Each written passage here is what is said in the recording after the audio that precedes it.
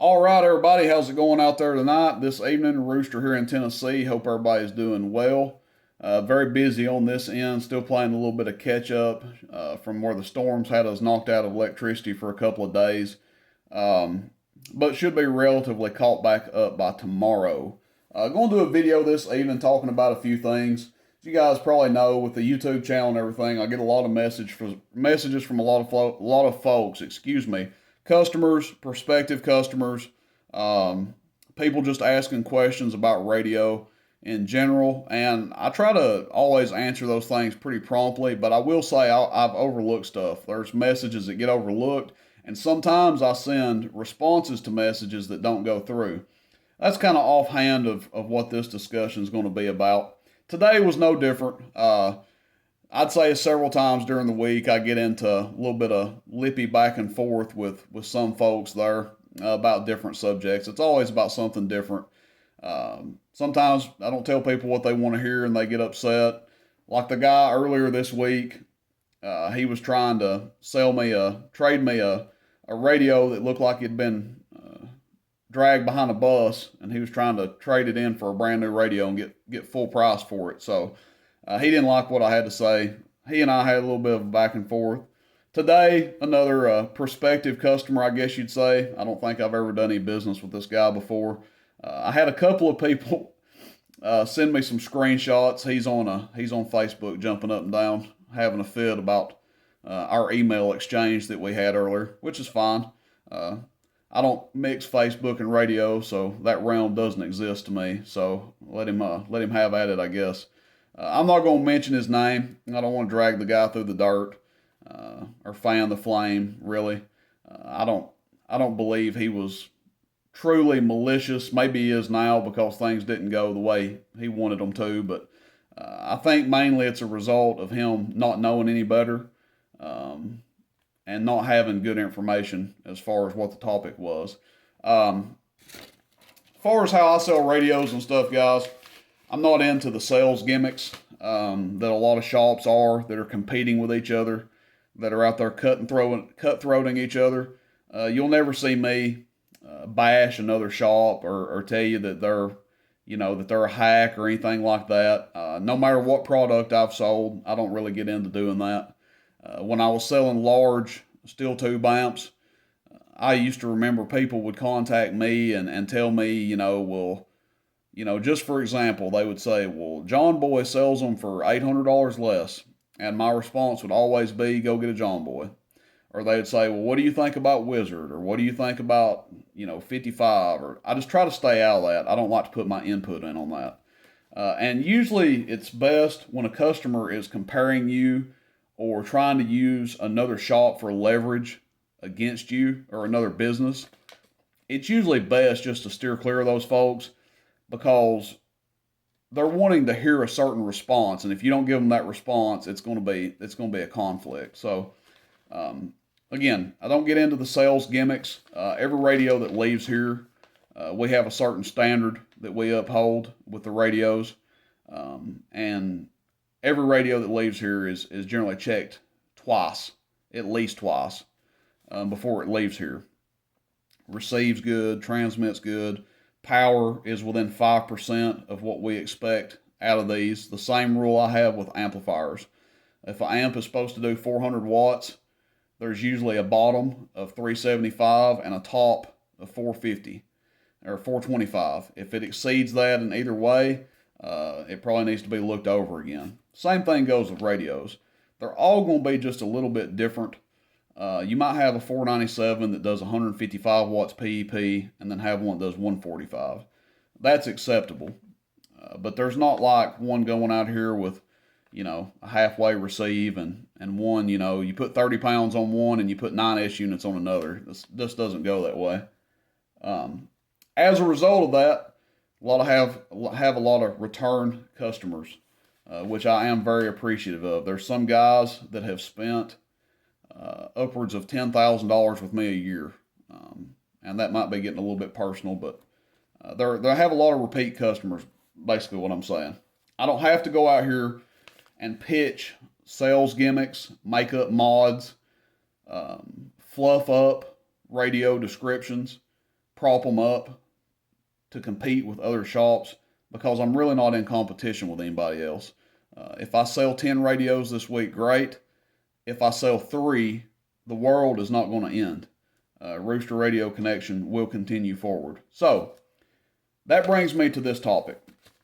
Had a customer contact me. Like I said, he was comparing work he had done, or a radio he had done from another shop. Obviously, he was satisfied with that radio. So, I think I even advised him that he should probably go back and buy a radio from them if that's what he liked. For whatever reason, he was reaching out to me. And I'll just read you a list of mods that this particular shop offers. They copy and paste the mods they do, and it's under every radio, basically. Some of these mods aren't even applicable to every radio, but these are the mods that they offer in their performance package, they call it. Let's see. Turning up the transmitter's wattage, adjusting the modulation for maximum output without distortion. Completely on board with those two things. Modifying the mic amp circuit for more modulation is needed. Some people do modify the microphone circuit. They modify the mic jack and everything else, but that's up to them. Aligning the receiver for optimum signal to noise ratio. Remember that one. We'll come back to that one in a second. And adjusting the squelch range. So those two in a row are the main focus of discussion here, what this customer was contemplating with me about, or debating with me, I guess you'd say. Frequency adjustment to 0 tolerance. Frequency counter display calibration. As you can see, this radio doesn't have a frequency counter. Calibrate the transmit and receive meter settings. It's not really applicable to the 497. They've all come out good. They work properly out of the box. Perform a complete check of all functions. Again, you guys know every radio gets checked at least twice here. Perform a visual of the circuit board for flaws. Again, with a lot of surface mount radios, that's going to be something that's not really doesn't really apply. I mean, you can look over them, but there could be stuff going on in a surface mount board that you can't even see. Back when everything wasn't surface mount, you could go over and find cold solder joints on brand new radios. So that was more of a thing then, I believe. Again, this place, copy and paste. This is their list of mods for every radio. Some radios doesn't really apply to, others it does. But this guy asked me if the receive was improved on this radio and if the squelch range had been adjusted on this one that I sell. And I told him no, that the 497, the receive on it's basically second to none, and it doesn't need any mods done to it. And as far as adjusting the squelch range, I mean, I'm going to play dumb on that, because I'm not going to play dumb. I'm just dumb to that, I guess, because I've really never heard of anybody messing with the squelch on any of these radios, and there being any benefit to that. The squelch functions the way it does. It works well on these, just as it does on most other radios. So I didn't really understand the point of that, but maybe that's just me. So anyway, he tossed it up to me that, you know, fill in the blank shop did these mods and this, that, and the fourth. And I told him that I felt like he might be getting some smoke blown up his rear, because there was no need to fiddle with this radio, that the receive is good on them out of the box. Matter of fact, some people complain that the receive is too good on these. Some people don't like that they're so quiet, for one. They like to hear a little static in their radio. And then some other people have complained that the strength of the receive on these is too good. People running them in mobiles. So 497 doesn't need any of that. And I stand by that statement. Some other people out there can disagree. You can, whatever. That's their opinion. Obviously, this guy did. And I don't know if he was trying to, get me to cave and say, okay, whatever. I'll do these mods to the radio. I'll have these mods done to the radio. We'll take care of it, whatever. But radios are sold a certain way here. I'm not really into the custom stuff. Again, there's a lot of shops that do that. About custom as we get is RC doing the 29 chromes. He does some customization to them, and does a hell of a job on them, by the way. But don't really get into the tic tac stuff. Now, if he'd said, upgrade the regulator or something like that, could have talked about that. But adjusting the squelch range and adjusting the receiver for optimal signal to noise ratio, these basically come that way. So that's what led into the little back and forth with myself and this guy. And it probably would have stopped, but he had to get a jab in and basically said that there were more thorough businesses out there, more thorough shops that were more thorough with their work, and that he would just take his business there. And I basically informed him that it sounded like he was getting pitched a gimmick and sounded like the gimmick worked. And it went back and forth. The conversation kind of divulged from there. He sent me a huge long message. I didn't even read it. I just told him that it sounded like the sales gimmick worked. Look, I've been in radios since I was very young. I got into them when I was 11 years old. And I had to learn the hard way that a lot of shops will charge you or pitch stuff to you that is of no relevance to how well the radio is going to function. And that's how I conduct business. I don't try to sales gimmick up radios. I don't try to pitch any kind of sale on them. I just don't. Good radios sell themselves. Good business practices results in return customers, I guess I'd say. So anyway, he's hooping and hollering on Facebook now, I guess. He's griping about the way I talked to him or the way our conversation went, but, ever what. It's not going to be the first time. It's not going to be the last time. Trust me. I've got in way more heated exchanges than that. Just this guy's a Karen and wants to complain on Facebook. I had another guy earlier this week got mad at me because I didn't send him an invoice. I forgot to. And if you've done a lot of business with me, you've probably experienced that before. I do forget to send invoices. And me and him ended up having some words about it. He was pretty peeved. And even after I apologized to him, he still continued to jump on me about it. So, excuse me, whatever.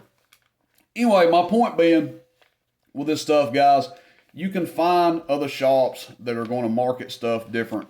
Some of it's going to be gimmicks. Some of it is actual useful stuff that they do. Generally speaking, the shops that go above and beyond, the businesses that go above and beyond and do extreme mods to the radios come with extreme price tags. And that's not the crowd that I'm trying to cater to. I'm not trying to sell you a $1,000 Striker 447. Some shops are doing that and they have return customers.